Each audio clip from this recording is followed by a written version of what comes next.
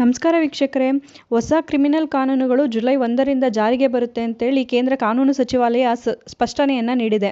IPC, CrPC ಹಾಗೂ Indian evidence ಕಾಯ್ದೆಗಳನ್ನು ಪರಿಷ್ಕರಿಸಿ ಹೊಸದಾಗಿ ರೂಪಿಸಿರುವ ಕ್ರಿಮಿನಲ್ ಕಾನೂನುಗಳಾದ ಭಾರತೀಯ ನ್ಯಾಯ ಸಂಹಿತ, ಭಾರತೀಯ ನಾಗರಿಕ ಸುರಕ್ಷಾ ಸಂಹಿತ ಹಾಗೂ ಭಾರತೀಯ ಸಾಕ್ಷ್ಯ ಅಧಿನಿಯಮ ಇದೇ ಜುಲೈ 1ರಿಂದ ಅಧಿಕೃತವಾಗಿ ಜಾರಿಗೆ ಬರಲಿವೆ ಎಂದು ಕೇಂದ್ರ ಕಾನೂನು ಸಚಿವಾಲಯ ಹೇಳಿದೆ.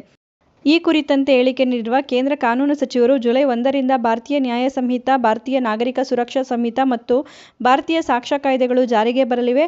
ಪ್ರಸ್ತುತ ಕಾಲಘಟ್ಟಕ್ಕೆ ಅನುಗುಣವಾಗಿ 3 ನೂತನ ಕಾನೂನುಗಳು ಹಲವು ಹೊಸ ವಿಚಾರಗಳನ್ನು ಹೊಂದಿವೆ.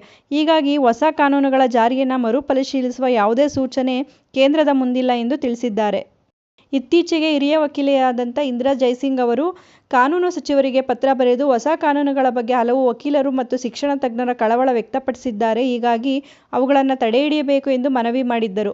ಇದೀಗ ಕಾನೂನು ಸಚಿವರು ಹೊಸ ಕ್ರಿಮಿನಲ್ ಕಾನೂನುಗಳ ಮರುಪರಿಶೀಲನೆಯನ್ನು ನಿರಾಕರಿಸಿದ್ದಾರೆ. 2023ರ ಡಿಸೆಂಬರ್ನಲ್ಲಿ ಹೊಸ ಕಾನೂನುಗಳನ್ನು ಸಂಸತ್ತಿನಲ್ಲಿ ಅಂಗೀಕರಿಸಲಾಗಿತ್ತು. ಅದೇ ತಿಂಗಳಲ್ಲಿ ರಾಷ್ಟ್ರಪತಿ ಒಪ್ಪಿಗೆಯನ್ನು ಪಡೆಯಲಾಗಿತ್ತು. 2024ರ ಫೆಬ್ರವರಿ 25ರಂದು ಅಧಿಸೂಚನೆ ಹೊರಡಿಸಿದ ಕೇಂದ್ರ ಸರ್ಕಾರ, ಹೊಸ ಕಾನೂನುಗಳು ಜುಲೈ 1ರಿಂದ ಜಾರಿಗೆ ಬರಲಿವೆ ಎಂದಿತ್ತು.